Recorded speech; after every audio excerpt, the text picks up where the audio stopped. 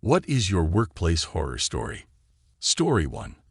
I was the boss, and some guy wasn't paying attention and had his arm on the bar behind him on the forklift he was backing up. He backed up right into a container and all but severed his arm. Just a small flap of skin was holding it on. He ran in the building, spurting blood all over, and I ran over and stopped him, sat him down, and got one of the guys to get me some stuff for an improvised tourniquet. I held his severed arm under mine, and I squeezed the upper arm to slow the flow until I could get the tourniquet on and tight. All the while I was getting covered in his blood from head to toe. I finally got it stopped and sat there trying to keep him calm while the paramedics were on the way.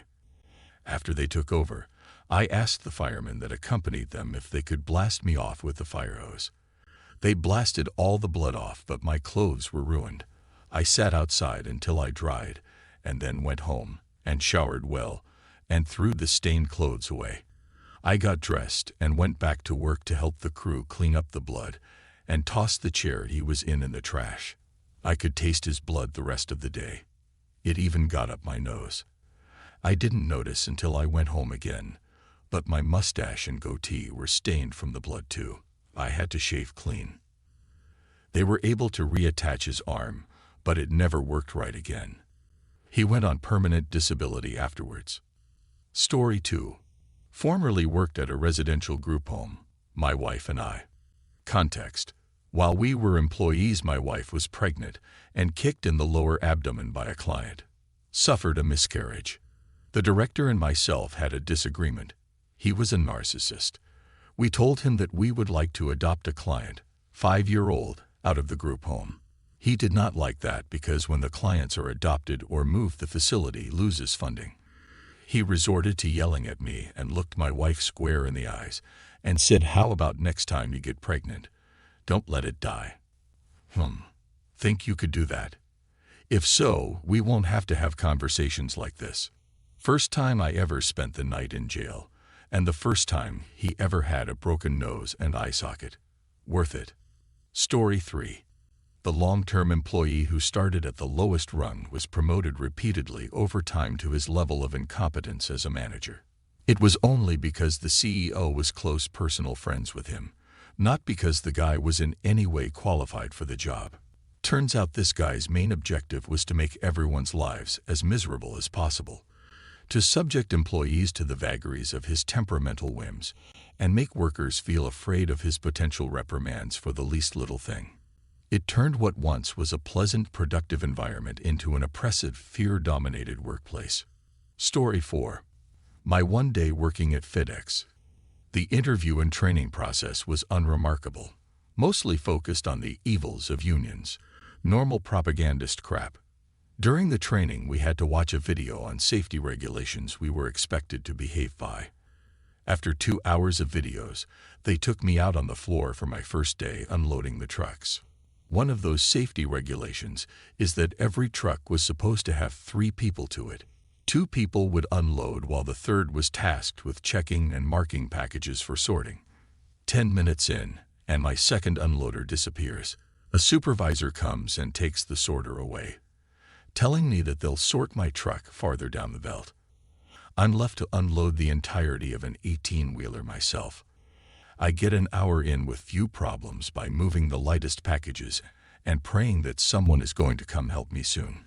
2 hours in, I'm deadlifting 7,5,100 packages out of this truck by myself. Last hour of the shift, my supervisor reappears because the truck wasn't being unloaded. I was pinned under 200 olds of furniture.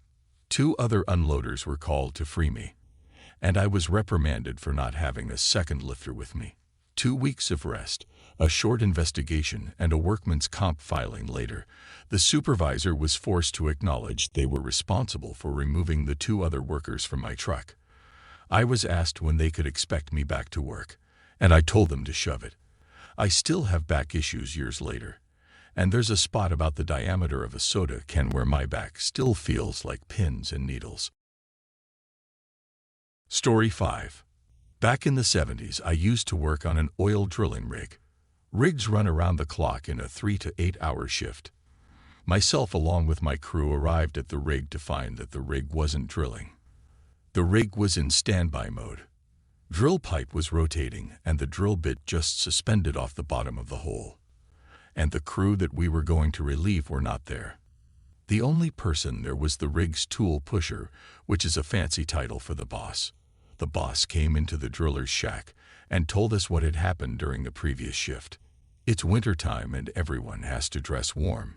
You work on a drilling rig, you're going to fight the elements. But what had happened was one of the workers crawled down inside the drawworks, which is basically the power lift equipment that controls the power drum the cable winds up on that lifts the drill pipe in and out of the hole. Down in the drawworks where the crew member entered there is a high-speed jack shaft that couples the diesel engines to the transmission to the drawworks. This jack shaft has a coupler in it that allows the shaft to be taken apart if need be. The jack shaft spins around 1,500 RPM. At ideal speed. The worker that was down in this tight area had backed into this jack shaft while he was greasing other components in that area. The coupler he backed into had a grease stirk that caught his clothing, coat, and just started winding him up on this shaft. It spun him up and pulled him through a 2x2 foot hole and threw him up against the drawwork motors. He hit hard enough that it broke the fuel filters and lines off of one of the motors. An ambulance had come and got him and took him to the hospital. He was lucky. The top of the grease zerk after catching his clothes had left a red scrap just up his spine, just barely scratching his skin. He was banged up really bad from being dragged through that hole he didn't really fit through, and from being slammed against the engine.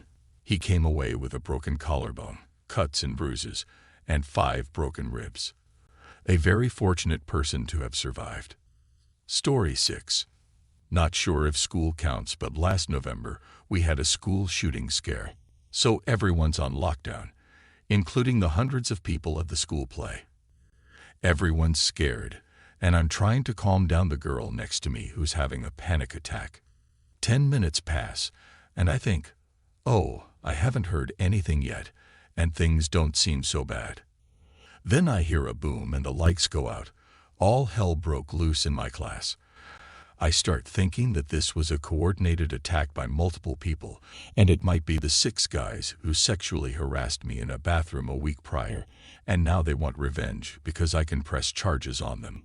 Another 90 minutes pass, and we hear movement outside. It's cops and the principal clearing the building. It turns out that a mom spread a rumor that there was someone with a gun on campus, and the power outage was caused by a car crash across town. Safe to say there was an early release that day. Story 7. I worked for a large mutual fund company. A woman from a different department was quite distraught when she was fired. Later she called her sister who lived in a different state and told her that she dreamed that she killed their mom. When the sister couldn't get a hold of their mom and learned that she hadn't shown up for work, she called the local police and asked them to do a welfare check. They found a makeshift altar in the basement with teddy bears and lit candles, and the mother, encased in 70 pounds of salt. The search was then on for the other daughter. She was found dead in her car, apparently from suicide. For a while after that, when my coworkers and I would annoy each other, we would say stuff like, "I heard Walgreens is having a sale on salt. 70 pounds for $5. I know this already sounds like bullshit, but it gets weirder. Apparently her father was in prison for killing his second wife's mother and, you guessed it, encasing her in salt. Story 8. Gonna keep names and places out of this, because I still have an active INDA. Anyways, at the beginning of every summer, we would have a big influx of new hires as students were getting out of school and people were generally just looking for work. Anyways, one of our new hires was the burly guy that looked like he was in his 30s/40s. Dude had a sleeve of tattoos and wore a Confederate flag bandana. Anyways, he comes in on his first day and almost immediately gets on our supervisor for not doing anything. I don't know if this dude was aware that he was chirping at a supervisor. Supervisor ignores this for like 10 minutes before finally saying, "This is your first day. Do you really want to get a bad rep with your supervisor? This dude keeps spouting off at the sup, all while the sup is telling him to just go home, and he can try to come back tomorrow with a better attitude. Eventually, the dude gets all up in the sup's face and pushes him. Sup has had enough at this point and goes in to slug the dude. Dude whips a gun out of the back of his pants and blasts the sup right in the stomach. Everyone flips out and starts running at this point. I immediately left through a window, so I don't know what happened next, but from what I heard, the dude with the gun just kinda stood there in shock, like he didn't know what just happened. Cops came and surrounded the building and dragged the dude out. Supervisor survived, but had to relearn how to walk. Story 9. Was working as a CNA, certified nursing assistant, in a nursing home. Had a patient who had just gotten back from the hospital. Hospital sent the patient back with a catheter, but since the patient had not been using a catheter before when they were there, the nurse went and removed the catheter, and we were to monitor to make sure the patient urinated. Later in the day, I worked 3:11 p.m. then. The patient asks for help to go to the bathroom, which is great. I get patient onto the toilet and step out. They were with it and everything, so he put the call light on when he was done. Call light goes on, so I go in there to help him out. I helped him stand up, and that's when I noticed the toilet is full of blood, and the man is bleeding like crazy out of his third arm, as I will call it. I sit the man down, quickly pop out to tell the nurse, who comes in, sees the carnage, and immediately runs back out to go call 911. While the nurse does her thing, I stay with the man until paramedics show up. The man is bleeding so much, however, that before the paramedics arrive, the dude passes out from blood loss, and I end up being forced to lower him down onto the floor, as I cannot keep his limp body sitting up on the toilet. By the time the paramedics get there, which really isn't that long as they had good response times, I am just sitting there with this guy on the floor with blood just everywhere on that floor at this point. I was a CNA for 6 years and saw a lot of shit, including people dying, but that incident has stuck with me more than anything. Story 10. One of my long-term employees was often late, claiming his neighbors had kept him up all night, or he was unwell with migraines, etc. My wife suffers with migraines, and we had shitty neighbors too, so I gave him the benefit of the doubt. One day he didn't show up, and I couldn't get hold of him. After a couple of hours, the police show up to tell me his place was raided at dawn, and they've arrested him for downloading and distributing child porn. Turns out he was spending all night doing that nasty shit, and then showing up for work knackered, and I accepted his apologies and excuses for years because he was good at his job. Story 11. I worked in a nursing home kitchen for a month back in 2017. Thankfully, it was a temporary job, as I was on summer break from university. There were so many things that were up with that place, and I kept on questioning my boss, the head cook, and the care home manager about many things. Firstly, raw meat was stored on the top shelf in the fridge. So unhygienic. Not to mention that some of the kitchen staff had very poor personal hygiene too. I once saw one of my colleagues drop a boiled egg on the floor. To my horror, he put it straight back on the plate and gave it to a resident. That's before we even get to some of the carers. I knocked on residents' doors when I entered a resident's room. One of the senior carers pulled me up about that, but I told him to do one. Thankfully, the head cook had my back about that. Once I noticed that one of the stair banisters was loose in the dementia unit, which many residents used, and mentioned it to the maintenance guys. When they didn't do anything, I went straight to the care home manager to demand that it got done. She managed to turn the subject around from a health and safety issue to me losing my job if I didn't shut up and toe the line. I was just speechless.